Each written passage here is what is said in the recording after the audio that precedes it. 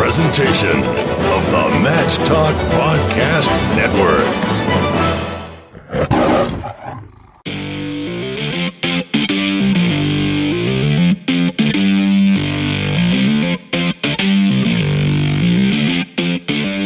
It's time for the ODU Wrestling Monarch Mattcast, a show dedicated to all things related to the Old Dominion Wrestling program. On the web at monarchmattcast.com.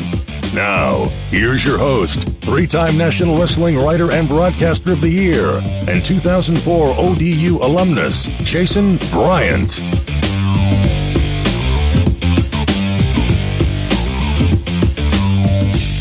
It's the ODU Wrestling Monarch Mattcast, episode 62. Jason Bryant here with you as college wrestling season has come and gone. A long season, a moderately successful one for the Old Dominion Wrestling Monarchs, finishing the dual meet season at 9-7, fourth place finish in the MAC, 32nd place finish at the 2019 NCAA Division I Wrestling National Championships, held the fourth weekend in March at PPG Paints Arena in Pittsburgh. Yes, there were plenty of Permane Brothers sandwiches to be shared all around. And as for the Monarchs, Larry Early hits the podium, finishing 8th at 157 pounds, becoming the 16th individual to become an All-American at the Division I level, the 19th overall, and the 9th on Steve Martin's watch. So just give you an update on how the all-time coaching ranks sit. As Coach Martin finished up his 15th year, now has a record of 162, 115, and 3, has 54 NCAA qualifiers, and now has 9 medals on the podium there for Old Dominion. By comparison, previous coach Gray Simons finished his 17-year run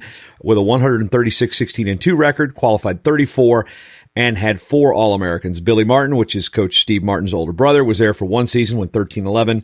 No All-Americans, no qualifiers. Wade Chalice was at ODU for 3 seasons with a 42 17 and 2 record, had 5 NCAA qualifiers and 1 All-American. And legendary Pete Robinson, who started the program back in 1958, 172, 132, and 7, 15 qualifiers and 4 All-Americans at the Division I level. Now, during a lot of that time, Old Dominion was Division II. Of course, we know that from the basketball fans out there, 1975 NCAA Division II national champions, and a lot of the All-Americans that you see adorning the wrestling facility in which you used to walk through the field house back in the day were a lot of Division II and college division, as it was called, All-Americans. So right now, Coach Martin just 10 wins away from tying Pete Robinson as the all-time winningest coach in Old Dominion wrestling history. Now, as we get away from the history lesson and talk about the history being made, or that was made in Pittsburgh, Mikhail McGee, Cedarian Perry, Larry Early all qualified. Kind of a low number despite a relatively good season. Antonio Agee was the first alternate. Several wrestlers slowed by injuries throughout the course of the year that have impacted their runs at the postseason. Tim Young, he's a guy who came on late, had a really, really rough start to the year, came on late, was very, very, very close to earning a bid out of the 197-pound weight class. His second year in the program coming up. I believe you're going to see a big level change, not level change, that's a wrestling move, a jumping of levels for Tim Young at 197, and pretty much everybody coming back for the most part. So a lot of youth on this program. Get right into it. Mikhail McGee finished this season 31-6 at 125 pounds, came into the tournament as the number 12 seed, reached actually had the unenviable task of running into a guy who was on a mission, Jack Mueller from the University of Virginia. Mueller was an eventual finalist in that top half of the bracket, actually knocked off the top seed Sebastian Rivera in the process. So McGee won by technical fall in the opening round over Jay Schwarm of Northern Iowa. And that match initially had me worried because Schwarm is a dangerous wrestler. He's a guy who likes to pin. He can pin from anywhere. He could be down in a match. And but McGee, super tough. Picked up the technical fall before running into Mueller in round 2. Mueller won that one 13-3. On the backside, that means McGee had to win 3 more matches to become an All-American. He would knock off Cole Verner of Wyoming 6-5, then beat Alex Mackel of Iowa State 8-2, beating a couple of Big 12 opponents. Yes, Wyoming is in the Big 12 for wrestling. Before falling to Pat Glory of Princeton 7-1. Glory would eventually finish 6th at 125 pounds. So right now that means McGee lost to number 2 and number 6 tough draw. He could, if he's anywhere else in the bracket, I think he's got a pretty good shot at placing. But Pat Glory just really solid on his feet, and a really good performance for McGee, finishing in that round of 12, that blood round. So he is just right there next year. He will come in probably preseason nationally ranked in that top 10 with a good opportunity to set his junior year up well to win. Cedarian Perry, the transfer from a school that shall not be named because that school drops wrestling, you don't get to be talked about anymore. I called it that school in Ypsilanti. Finished 24-10 this season. Now, you look at it from the perspective of he was an All-American. What happened? Well, no. Cedarian last year had the tournament of his college career in March. He picked it up. He was under 500 coming in and actually finished under 500 for the season, finishing 8th. Had a great run, had one win in the opening round over Jamel Morse of NC State, who was the number 14 seed. Perry was the number 19 seed, then fell to Nick Lee, the eventual 5th place finisher from Penn State, and then was leading against Matt Finley, got into some situations where some cautions cost him some points, and he kind of wrestled from behind, lost to Matt Finley of Utah Valley, who would eventually lose in the blood round. So 1-2 performance. Cedarian finishes 24-10. So you look at it from the scope of, okay, he was a returning All-American. He should have done better. He won 24 matches. That's a career high. So 24-10 is a fantastic season for Cedarian Perry. Had wins over All-Americans, including one over Dom Demas from Oklahoma, who finished 4th. So Cedarian's right there. He gets back into it. I think he's a strong threat to All-American next year. Larry Early, on the other hand, finishing 8th. Larry came to us from the University of Minnesota. He is out of Illinois. We'll talk to him on this program a little bit here shortly. And Larry opened up with a win over Quincy Monday of Princeton with a major decision. Looked really good on top. Got a couple tilts, then beat Steve Blyes of Minnesota before falling in the quarterfinals to Tyler Berger of Nebraska, the eventual finalist. He would then beat Justin Thomas of Oklahoma to earn All-American honors, and then fell to Ryan Deacon of Northwestern in the consolation quarterfinals, and then Christian Pagdalau of Arizona State 3-2 in the 7th place match. So that's how Monarch Wrestling wraps up. News coming, and I will allude to this a little bit later in the interview, but we will get to the point that the MAC is expanding. The MAC has basically absorbed the Eastern Wrestling League, creating what is currently a 15-team league. So George Mason, Lock Haven, Bloomsburg, Clarion, Ryder, Edinburgh, and Cleveland State are coming into the MAC. We've already picked up SIU Edwardsville as an affiliate from last season after Northern Iowa left to go to the Big 12. And Little Rock is sitting there in purgatory, so to speak, as is Long Island University. Expect to see Little Rock join a conference soon. It's either going to be the Southern Conference or the MAC. I know they're not looking to go SoCon. The MAC is probably their best option, as they were looking to get affiliate membership in the Big 12. That was ultimately shot down by the Big 12 Conference, but Little Rock, a brand new program coached by Neil Erisman, looking to join the MAC. And LIU, which is, it's an interesting situation. Long Island University, as you may know, the school in Brooklyn, so LIU Brooklyn, is merging their athletics campus with LIU Post, which is out in Brookville, which is out on Long Island.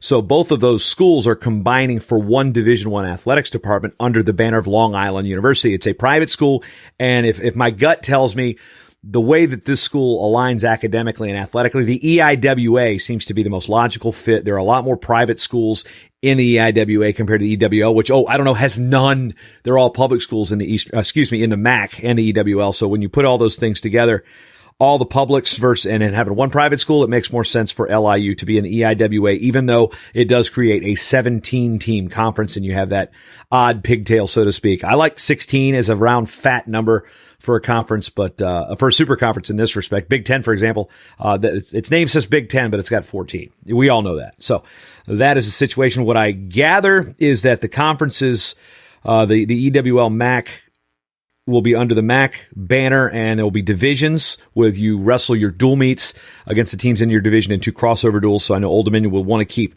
Missouri definitely on the schedule, and I would assume either one of the Ohio schools or Central Michigan, because there's a pretty good rivalry there with Central Michigan, Coach Tom Borelli and such up there. So looking like the EWL plus ODU, so we will get George Mason and Ryder as former CAA foes back in the conference. So, good rivalries there. And anytime you pick on Mason, you beat up Mason. That's a good thing if you're an Old Dominion fan. So that's the EWL MAC news. So the EWL, as we know it today, is going away. So all going to be under the MAC banner next year. So a big conference.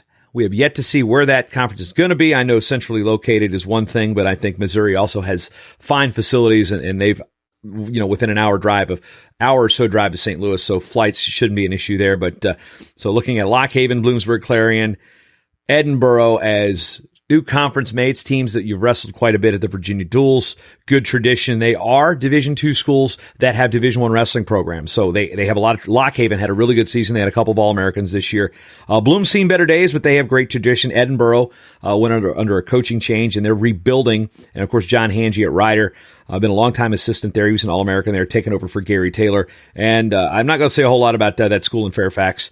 Cleveland State, Josh Moore, doing a really good job. Matter of fact, his twin brother, Scott, is currently the head coach at Lock Haven. So we inherit a couple more twins in the conference. So other side looking like Missouri, SIU East, Central Michigan, Northern Illinois, Buffalo, Kent State, Ohio U, and potentially Little Rock. I do not have anything concrete on Little Rock. That's just, I don't want to use the term reading the tea leaves because it's overused, but reading the tea leaves, that's what we got. So now we'll talk to Larry Early here on episode 62 of the Old Dominion Monarch Mattcast. Now up on the show here on the Monarch Mattcast, Larry Early the third. The number 3 is very important because he's LE3 on Twitter. He is the 16th Division I wrestler to earn All-American honors at Old Dominion, the 19th medal, and the 10th under head coach Steve Martin. Larry Early, welcome to the Monarch Mattcast, and congratulations on your medal, sir. Thank you, sir. I appreciate that. Let's just get right into it in terms of what it takes to become a Division I All-American. You're a 5-time All-American in Fargo. You were one of the highest-ranked recruits coming out of high school. But every year, those type of athletes start compiling on college campuses, and you look around, and the guys you're battling with at the NCAA championships, they're also top-ranked recruits and such. So how difficult is it coming into a season knowing, okay, yeah, I was the one guy once. Now there's 33 one guys in this weight class, for example. It is difficult. A lot of people don't realize that most of the starters have done the same things as you in high school. High school, at the end of the day, high school really does not matter when it comes to college. You see a lot of kids that, for example, Kassar, who won over the past weekend, who only made it to the state championships once. High school really does not matter whether you're successful or only all right. It only matters your hard work and dedication coming to college. And so at the end of the day, if you know that you're training and you've been training your butt off, you're going to have the results. And I think that's mainly the thing, because you can have a really good high school wrestler come in, and if he's not training and doing the things he's supposed to do, he will not be successful. And that is what's unique about our sport, because it will show. Anthony, you bring up Anthony Kassar because he's a guy, as you said, was a one-time qualifier in New Jersey, one-time state champion, where you, on the other hand, a lot of pop around you, a lot of accolades, a lot of things, and you're not alone in that regard. And is there additional pressure for say a guy like you to come in with a lot that he's got to live up to? People, if you don't live up to certain billings, people will call you a bust, or, oh, he didn't have the career that you wanted to be. And compared to a guy like Kassar, who is like, it's all gold. Whatever he does is like that +1 for his career. I'd be lying if I said there wasn't any pressure coming into college. Just going into my redshirt year, Flo picked me as All-American my freshman year. So like things like that, it puts a lot of pressure on you, especially when you see the things that people want you to live up to and then you don't live up to it. It puts a lot of pressure on you and gets to your head. But at the end of the day, that's why you have to close your phone, close your laptop, and just not worry about those types of things. Just focus on training. That's what I did all year. Mainly stayed off of the wrestling sites and everything and all the rankings. I didn't look at it. I tried not to look at it as much as possible, just so I could focus on what I'm going to do and not see what everybody's commenting and all that stuff, and just, stay in my head and have the goal in mind. Before we get into the depths of this year's tournament and the ultimate podium finish, I want to go back in time. And when did you first discover the sport of wrestling? When I was in elementary school, my best friend on the football team, one day at school after class, he told me I should try out for the wrestling team. That was his first sport. Football was my first sport, and I just told him, all right, why not? And then 2 weeks later, I wound up beating him. I started beating him already, and I just kind of had a knack for it right away, and that's just how I got the ball rolling. Who was that guy, and what did he end up doing? His name's Michael Piotrowski, actually. I actually still stay in contact with him every now and then. I know that he's in college somewhere. I don't really talk to him a lot, but I know he's back home and doing great things with the shoe company. So shout out to him. Yeah, looking at what came through, and for those who are unfamiliar, Oak Park River Forest, where you went to high school, just a powerhouse, not just in Illinois, but nationally, has produced some really, really good talent. Of course, Kamal Bay's been on a world team. And then, of course, Isaiah White placed this year for Nebraska. Of course, guys like Ellis Coleman and Pete Kowalczyk have come through on the Greco ladder. And what was it like coming through that program with a guy like Mike Powell, who, had to deal with his own demons and his own sickness in order to give back to kids? I mean, how much did you guys benefit from his experiences and, as he said, living hard when college to coming in and now coaching kids and making you guys that much better? It was an honor wrestling under Coach Powell and Coach Collins as well. You mentioned his disease. I mean, that was something that we had to see in front of us.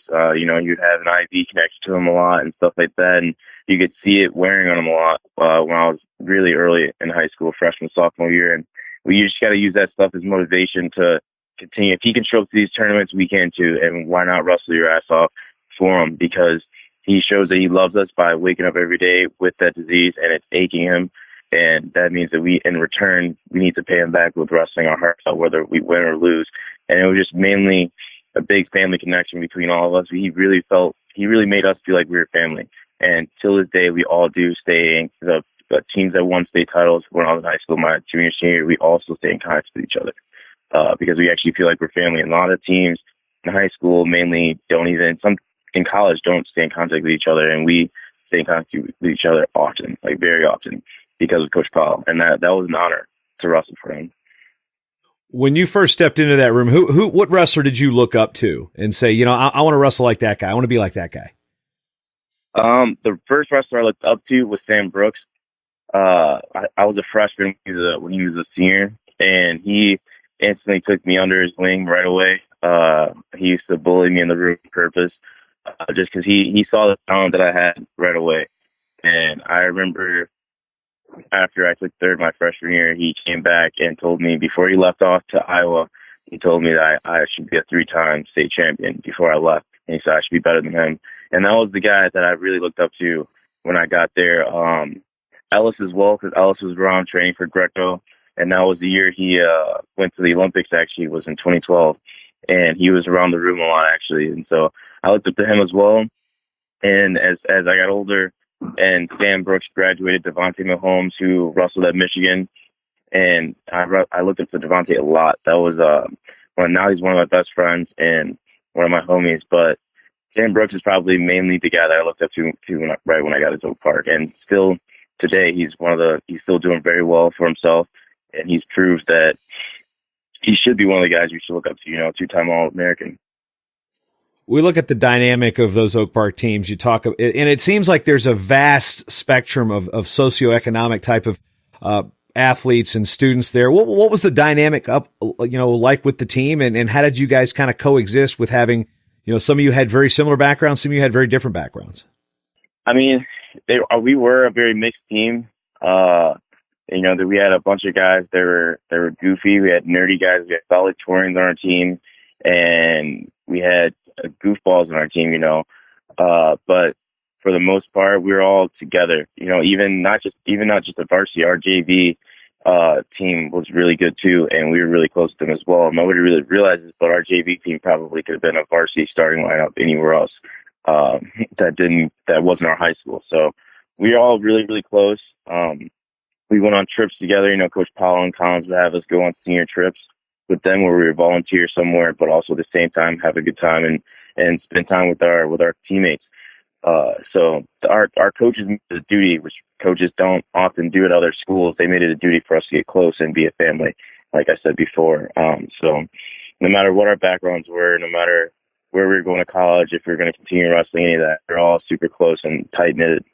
A lot of that carried through in the off season where you guys kind of made your name. And, as guys we've mentioned, like Isaiah, Kamal, yourself, Ellis, was a little older, is in Fargo, that off season wrestling. How much did it help you guys to really move to that next level to say, all right, it's not just freestyle, but also, you've got a Greco title, to your credit as well. Those international styles of wrestling, how did it help your high school wrestling, and how did it help you get recruited to the next level?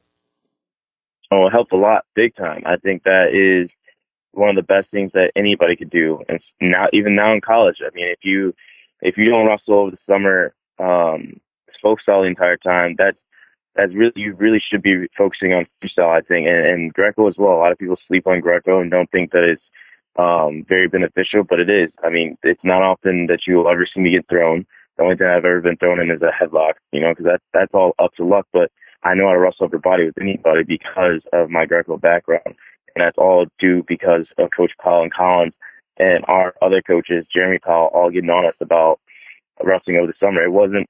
I mean, it was a choice, but it was more of like, hey, you guys need to wrestle if you guys want to win a state title next year. You need to learn every position, and that's what wrestling should be about. You should be wrestling all three styles if you can, especially in high school when your body's more healthy and everything. You should definitely be wrestling all three styles. And Medlin got me into the Greco and everything, and that's just an opportunity that I took and ran with it because it was very beneficial, and especially for freestyle. Greco helps you with the freestyle because now nobody wants to go upper body with you, and especially everybody's scared of upper body and folk style. So we really just have to run with it and start training with it and so you can get comfortable in those positions, Coming out of high school, you ultimately chose the University of Minnesota. You spent a redshirt year there. Then some incidents happened, and so to speak, and you and some other folks were looking for a place to land. When you come through that situation, and some people can look at you as damaged goods, what made you choose ODU? And I guess how difficult was the process to say, all right, I've got to find a new home? Were teams looking at you as damaged goods, or how was the recruiting process like when it was time to say, you know what, I've got to find a new home? The recruiting process actually was very much like high school. I don't think anybody, I mean, I'm sure, I'm not dumb. I'm sure that people were considering me as damaged goods because of what happened, and that's something that's on me personally. But when they approached me and were contacting me, it was just like high school. Hey, we want you to come here. We need you. And it was more like they needed me, and that's what it seemed like with every school that approached me. But ultimately, it came down to ODU because of Mike Dixon and Steve Martin. Dixon was very close friends with Coach Powell in high school, and me and my dad talked to Coach Powell and used him. Like I said, Coach Powell is his family to me, and me and my dad used him as someone to guide where I should be going to college, my next college decision. Just the same with Minnesota, and I still talk to Coach Powell every other week about wrestling. So we went to him and he guided us, and I ultimately chose ODU, and because of Mike Dixon and Steve, and he thought that this was the best place for me, and I took his word for it. And when I came out here for a visit, I liked Steve, I liked his intensity, and Mike Dixon, I've known him since I was in high school, so it just felt a little natural for me to be out here, And we know Dixon left to go back to his alma mater at Indiana. Daryl Thomas came in, a guy that's from Illinois, coach, wrestled at Illinois, and Steven Rodriguez added to the staff, another All-American from Illinois. So even with Coach Dixon left, how familiar were you with Coach Thomas and Coach Rodriguez when that change happened? I've known Coach Thomas for a little bit, not too much. He's from very, very southern Illinois. Kind of make fun of him. He might as well be from Missouri. But he's from really southern Illinois, so I really didn't I didn't really know him when I was in high school and everything, but I did know his name just because he wrestled for Illinois, and Illinois was on my top 5 list of schools to go to, so I watched him wrestle a lot, and I just watched wrestling on in high school, period. So I also knew S-Rod before he got here. Me and S-Rod knew each other through wrestling. So when they came here, it was great. S-Rod turned into my partner. Makati's always been my partner, but S-Rod really turned into my partner to go to because he was more of my weight class than Makati. So that was great when he came here, and Daryl fit right in. We love Dixon, but Daryl when he got here, he fit right in like a perfect glove. So, and I love the fact that he's here. When you got here, was it kind of obviously you had to start over, but that first season you didn't have enough matches to really qualify for a bid. You knew you had to beat some guys. You might have been a little rusty, having only one semester. Was it a disappointment to not qualify that freshman year? And what did you do in the offseason to kind of rectify that moving into last year? It was disappointing not making it to NCAAs when I transferred here. But at the same time, I knew in the back of my head I didn't give it all my full potential because when I was transferring, I wasn't training anywhere in a college room. So I wasn't at my best, and me and Steve knew that. We knew I wasn't at my best. I wasn't completely in shape while I was doing everything, because of the situation that I had put myself in. So, I was disappointed, but like, I didn't fall on that, I just got back up and started training again because I knew, all right, I kind of wasted this season, but I know for a fact that if I would have gave him all, I would have been there. And so, with the time I had, I made do, but I just didn't have enough matches, and whatever happened at Max happened. So that, me and Steve got back in the room and I started training my butt off, and that's just what I had to do. And then obviously this upcoming year, it showed, beating Hidley right away, at the beginning of the season, it just showed that, what I could do. Yeah, 2-2 last year at Nationals, then an All-American finished 25-7 officially because that loss to D'Angelo did not actually count this year because he was not enrolled. So we'll just knock that one off there. But you end up being an All-American, finishing 8th. You make the quarterfinals where with your path there, looking at the draw, kind of reading what people were expecting. Like, okay, there's Larry Early as the number 7 seed. A lot of people had you getting upended early. Might have been because of the name Quincy Monday. You'd wrestled him tight earlier in the year. Or the fact that Steve Blythe from Minnesota was just, this guy never quits. So, what was your confidence level going into the championships? And you said you'd shut out all that social media and all the chatter, but did you sense any doubt from the outside for you going into that tournament? I had no doubt at all. I had no thought about losing at the NCAA tournament whatsoever, including the NUL. And that's just something you need to tell yourself. People might call me crazy, but I feel like if you're not telling yourself that, then you're selling yourself short no matter who you are.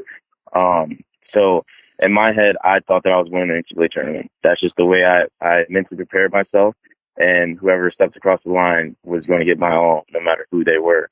And if I came up short, then I came up short, but I wasn't going to be disappointed about it. So with Monday, that was in the season, then I had a close match with them. But I just opened up and worked on my top game as well, and I opened up for Sim in the match. And also, I'm sure, because shout out to him because I am friends with his brother and everything. He's a great wrestler, but he's a freshman, and I'm happy that he made it as a freshman. But I knew at the same time it was going to get to his head being out there in a big crowd. My second time being there, and then with Blythe, I knew he wrestled hard. He was a great wrestler. But I just knew that I was going to wrestle harder. That's what it came down to. And it also came down to tactics. We both know a lot of Greco. He's a big, big Greco guy. Even though I know a lot of Greco, I don't really put myself out there for throws on other people. But I know he's like that, and we basically just came down to tactics with Blythe. So I wrestled a very smart match versus him, and I just came out on top. I knew that as long as I stayed in certain positions, he wasn't ever going to take me down in the first place. So that was just a very strategical match that I wrestled against. Anything in the back of your mind? I mean, even though Blythe was not your teammate at Minnesota, he transferred in after you had left. Is there any, getting a win over Gopher, is that kind of a fist pump, or is that just what it is?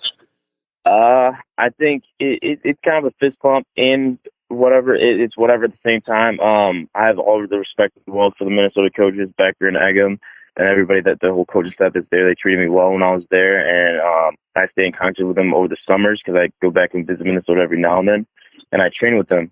So I have all the respect for them in the world, but I know that there are a lot of Minnesota chirping about how maybe it was good after I didn't qualify for NCAAs. When I transferred here, there was a lot of chirping about how maybe I should have transferred. So it was good to just shut them up about that. And I think it was more towards the fans to shut them up about that. But the coaching staff, I have all the respect for them in the world, and the team as well, the Minnesota team as well. So, but no matter who was going to step across the line, I was going to beat it. I don't care what school they had on their chest. Moving to the quarterfinals, wrestled Tyler Berger from Nebraska, who also had a bit of confidence, although he aired it publicly, saying he's going to collect some heads, and he's coming after the last one being Jason Nolf. He took a little bit of a flack for it, but again, my buddies at Blood Round said that you don't go into the NCAA tournament saying, "Oh man, I want to get to the finals and take second." So you got to have some degree of confidence and cockiness and self confidence in there. But what was the difference between the matches here with Tyler Berger? This is a guy you've wrestled with bunch of times in the past. I mean, he's scrappy, he's tough, he's stingy.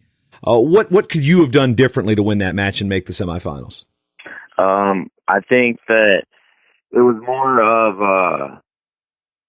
the first period. The first period he got me on a takedown, and kind of, I'm not gonna lie, my elbow popped in that match, and I shouldn't be making excuses for it because I should be getting off bottom. But when he was trying to turn, my elbow popped, and I think that once my elbow popped, I kind of like mentally was kind of just worried about my elbow instead of worrying about the match, which I should have been. I know I can beat him. He's a great wrestler, but I know my abilities, I'm able to beat him. But I think I was focused on the wrong things midway through the match, which I shouldn't have been. I get written down in the third period, and that never happens to me. You get written down in the third period. If I've ever gotten written down, it's never been in the third period because I don't need to get up. But it was just mental, I think, at the end of the match, towards the end of the match. And if I wrestled that again, it would be a totally different match, I believe. But he's a great wrestler, and shout out to him for coming through with that match. Drop into the blood round. You got a guy a lot of people don't know about, Justin Thomas from Oklahoma, and you're doing the math in your head, and you're looking at the match ends, and it's, Larry, I got to say, man, that was an ugly, ugly win, but you got on the podium with 59 seconds of riding time against. I mean, that was by the thinnest of margins. I mean, I guess you'll take it, right? You got on the podium with it. Yeah. So in that match, I didn't realize that that he would come down. It would come down to that. I saw that I had a minute, but it was really quick. In a match, you have to figure out things really quick, and so I saw I had a minute of riding time. So I knew that I'd be fine for the most part, but I didn't realize that it came down that quick to his riding time. But at the same time, I took him down 3 times. I controlled the entire match, so I knew that if it did go into overtime, I would be fine. I'd be perfectly fine. My head would be straight, and I would just take him down again. He didn't touch my legs once. He wasn't on any offensive shots, so I would have been fine, A-okay going into overtime with that kid, and I would have came out with another W either way. But that is an ugly W, and I would have to, I will admit that. I admit it where it's at. Because I can't do any fist pumps from the table where I sit. I sit there and wear that NCAA badge. I gotta be. I'm not an Old Dominion alum in that respect, in some respect. But mentally, okay, I sit there. Okay, there's one. Steve got another one.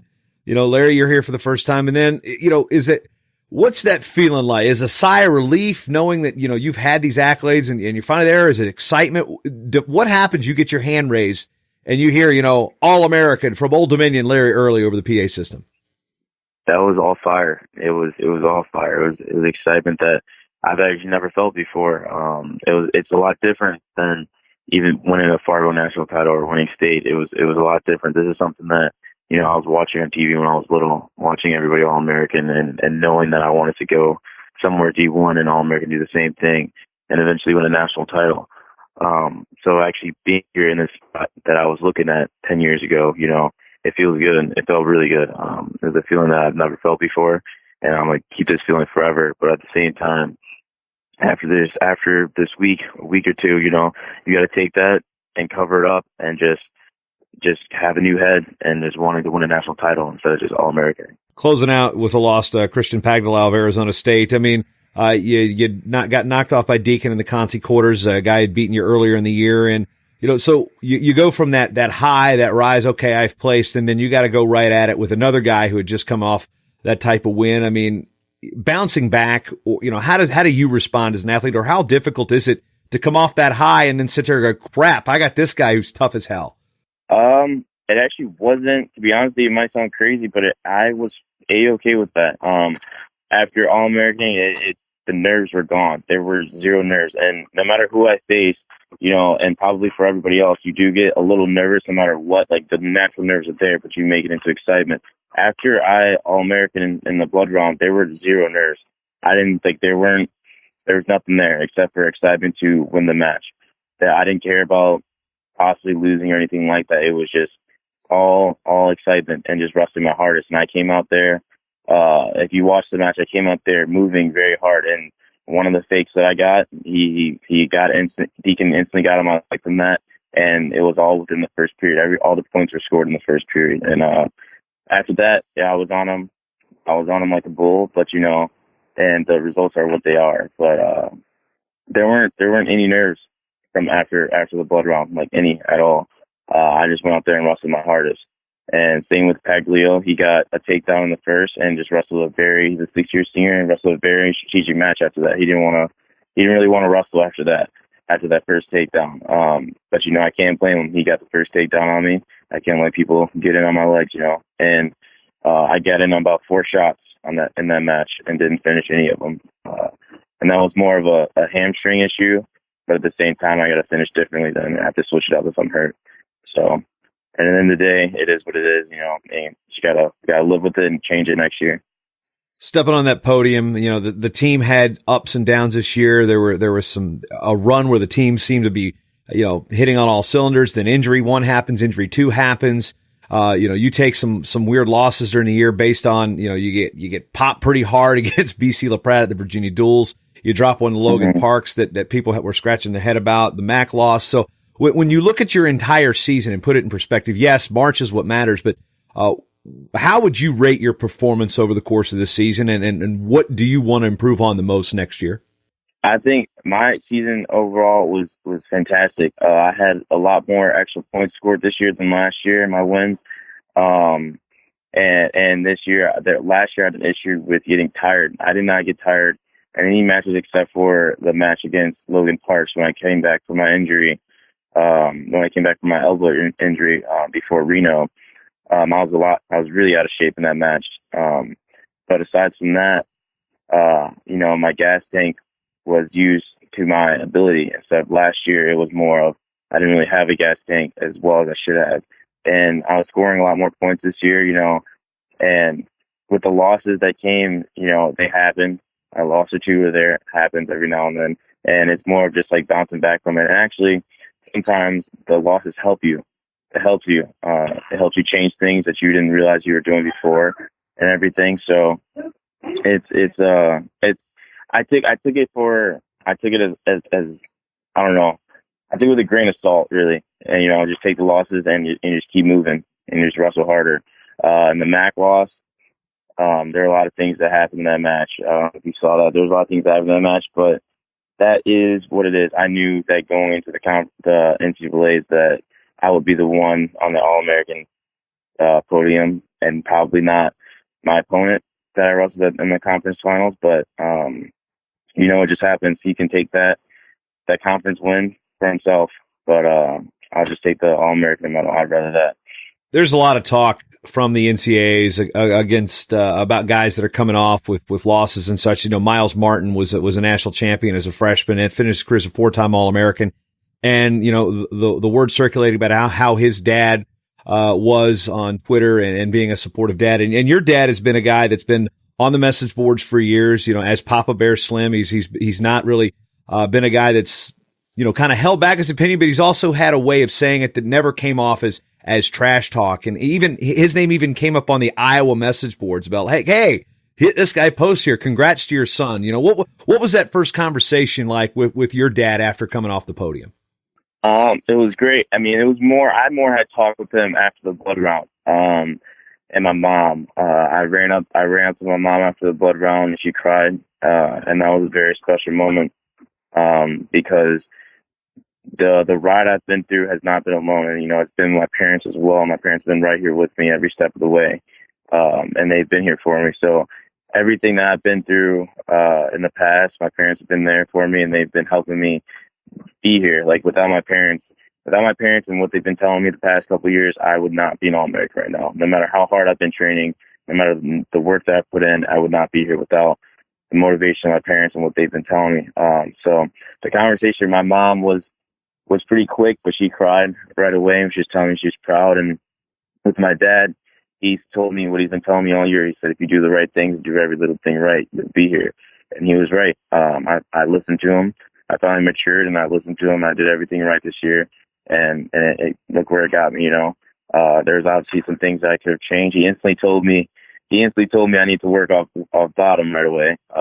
My dad's one of those jokers where he doesn't care what happened, but he'll instantly tell me what I need to do so I get better. And then we were watching the Hitley Milf match, and he was just letting me know he couldn't wait to see me in the semis and the finals next year. So, he'll critique me and at the same time congratulate me. That's something that there's a certain bond that me and my dad have. You got the top returning place winner is Hiley. He did finish fourth after, Nolf graduates, Berger graduates, Pantelio graduates, and that's a guy you've beaten. And Old Dominion has had two guys wrestle in the Division I National Championship Finals, Jody Staler and Ryan Williams. And how much thought have you given right now to trying to become Old Dominion's first ever NCAA Division I champion? I've been thinking about that since I transferred here. Not really the second semester when I transferred here, but really last year. Ever since last year, I've been thinking about becoming the first national champ for ODU, and that's a big goal of mine. I want to be a national champ no matter what, but becoming ODU's first national champ, that would be something extremely special. And I'm really pumped to do that next year, and that's my ultimate goal.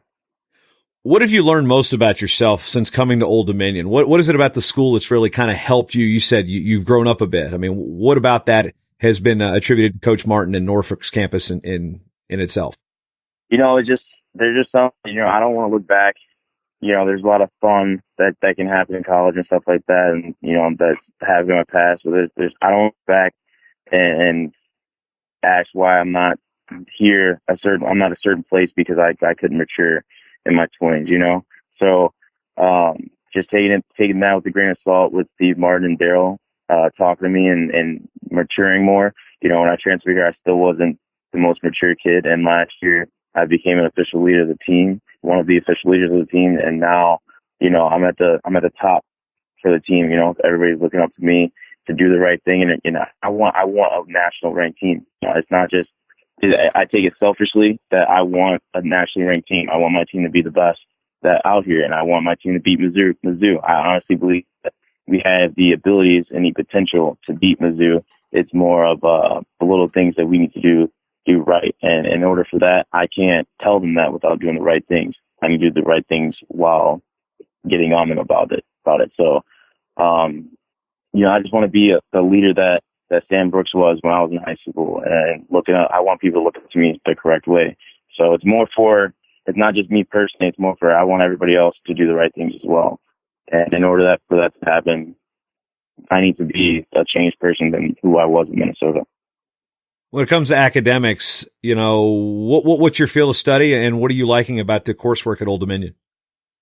I'm majoring in leadership and my minor sports management. I really want to be into sales when I'm done, or in something in the leader category, because I feel like I am a natural leader, and especially coming here to ODU. So I don't know exactly where I'll be working after college, but I'll have a job right away. I'm not going to be sitting around. I'm actually really pumped to be out in the work field. But I just want to be in sales. I know that for a fact. But besides that, I'm not really sure. I'm kind of mainly focused on finishing out this next season, and I know opportunities will come to me. The more successful I am. When we look at the news that's come up this past off season, it had been kind of a long rumored, probably one of the worst kept secrets in wrestling, that the Mid-American Conference, which already has a number of affiliate members, is going to absorb what's left of the Eastern Wrestling League and create this giant 16, 17 team super conference under the MAC name. That's going to add a lot of teams. It's going to make the dynamic a little different. Most of the Eastern Division is going to be the old EWL, which is the PSAC teams, George Mason, ODU in there. And basically the schedule is going to look a lot different, even though there's still going to be those teams from the Midwest. That is a recruiting draw for you guys from Illinois to come to ODU. So what are your initial thoughts on the MAC EWL merger and what that's going to look like for next year? I think that's dope. I think that it's a good thing for us. It's a good thing for all of us. More than likely create more qualifying spots for more people.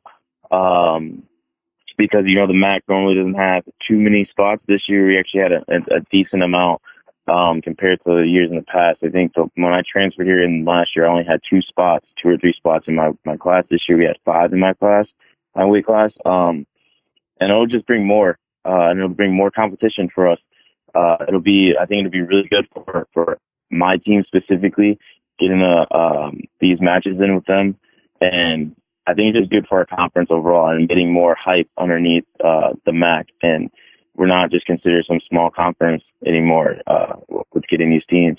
What's the conversation been like since you, McHale, and Sedarian have come back from the NCAAs? A lot of returning guys coming back on the team next year. Could be a real good season. On paper, it looks like you guys could start the year nationally ranked in the dual meet poll. So, have you guys already set out team goals for next year?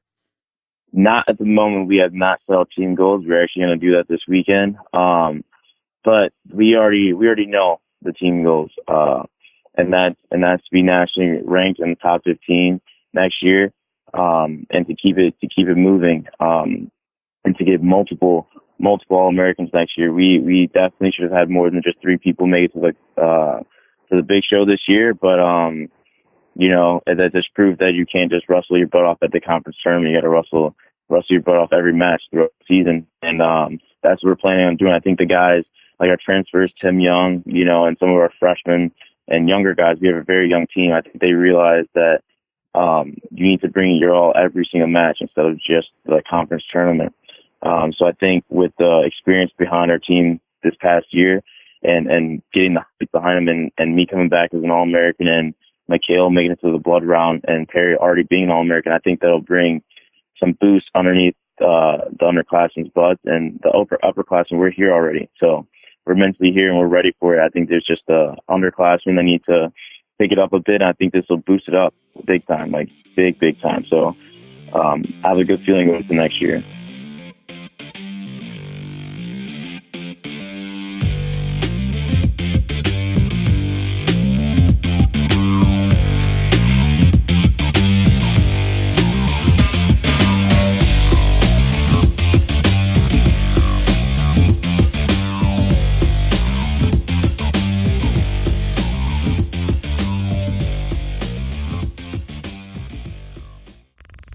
This show is part of the Matt Talk Podcast Network. For more wrestling podcasts, head over to MattTalkOnline.com.